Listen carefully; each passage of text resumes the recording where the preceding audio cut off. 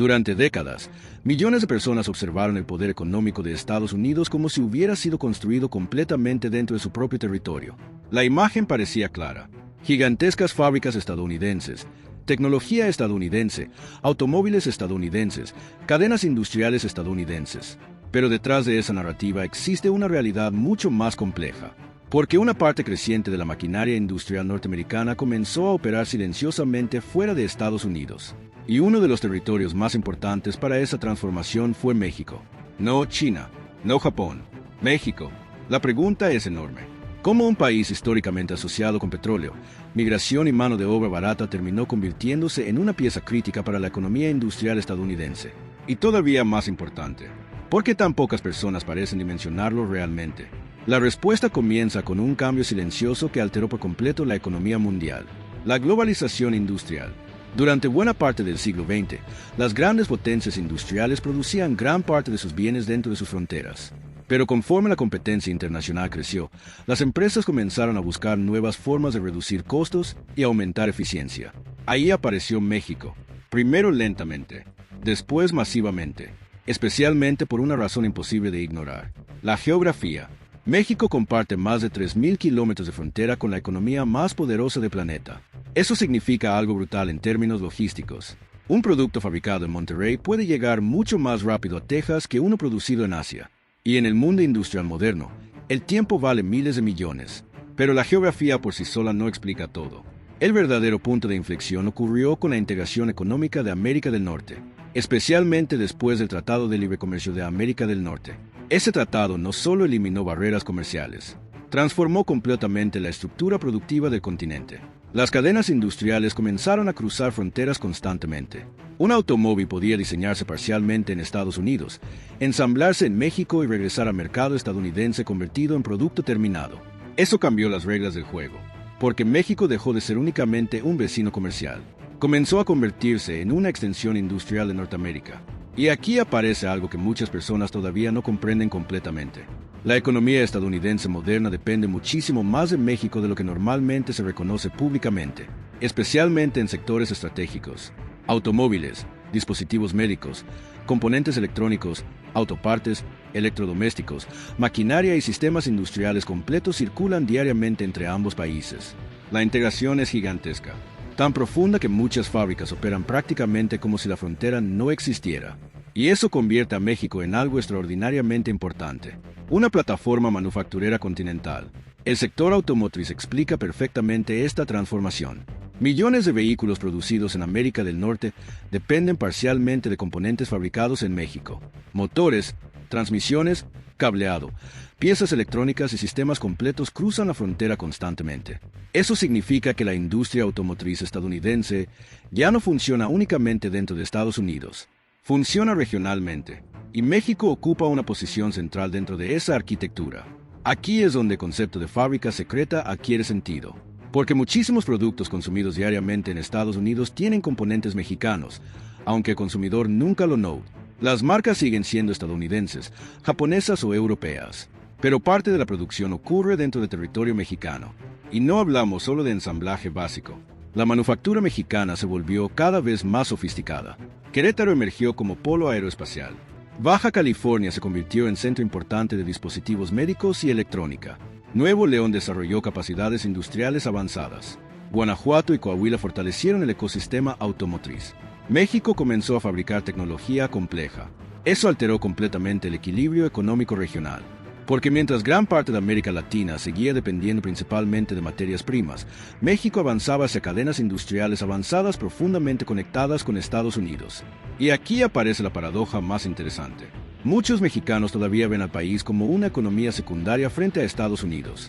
Mientras tanto, múltiples industrias estadounidenses dependen enormemente de capacidad manufacturera mexicana para funcionar competitivamente. La dependencia es mutua, solo que pocas veces se reconoce abiertamente, especialmente porque políticamente resulta incómodo.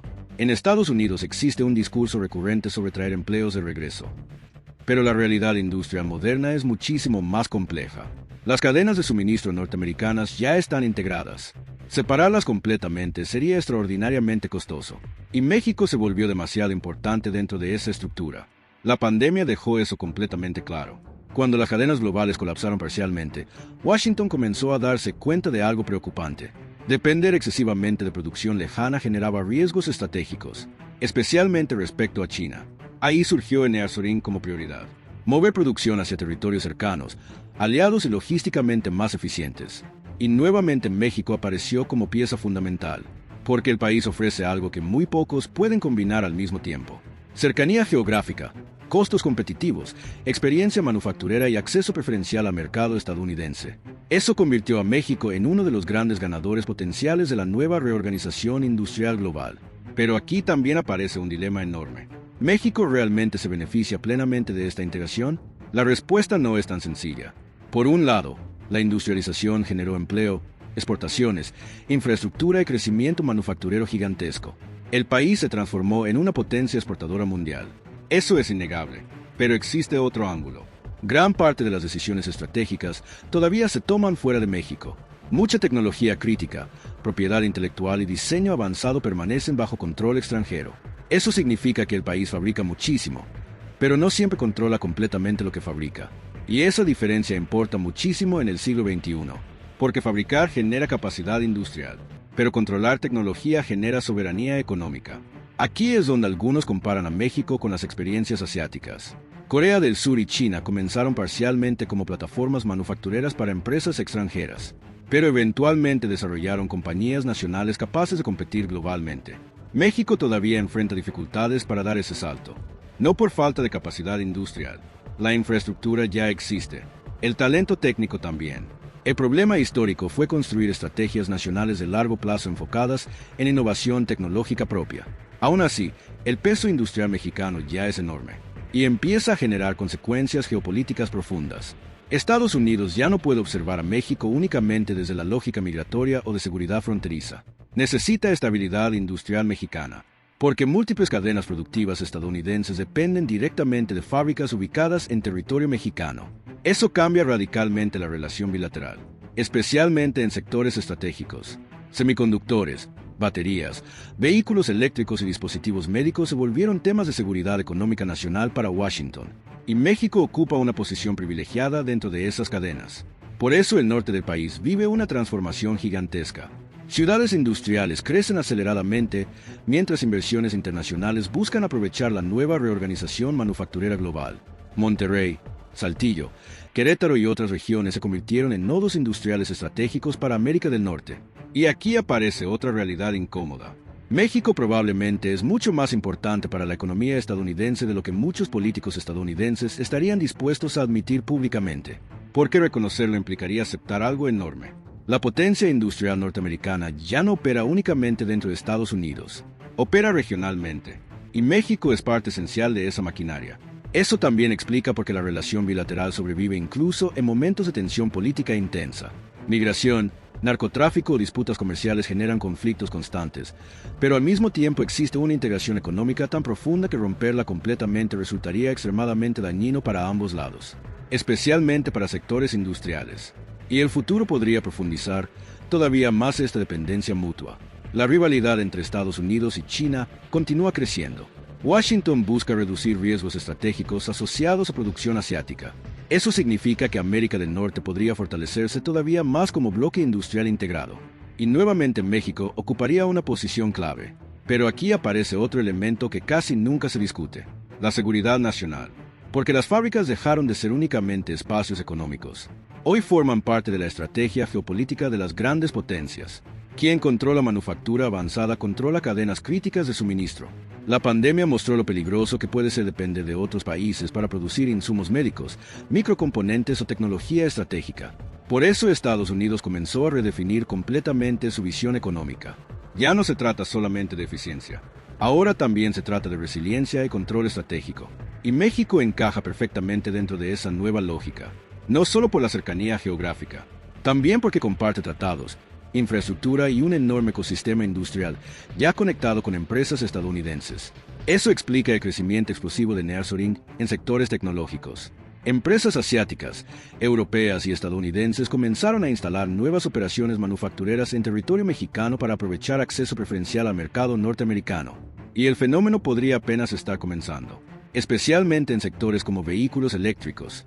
México ya es una potencia automotriz tradicional, pero ahora el mundo atraviesa una transición gigantesca hacia nuevas tecnologías de movilidad, baterías, semiconductores, sistemas electrónicos y componentes avanzados definirán la próxima generación industrial, y México quiere posicionarse dentro de esa transformación. El problema es que la competencia será brutal. Estados Unidos busca recuperar parte de su capacidad industrial. China domina enormes segmentos de manufactura tecnológica global. Corea del Sur y Japón poseen décadas de ventaja en innovación avanzada. México necesita algo más que mano de obra competitiva para mantenerse relevante. Necesita evolucionar, porque el modelo basado únicamente en ensamblaje tiene límites claros. Los salarios pueden subir.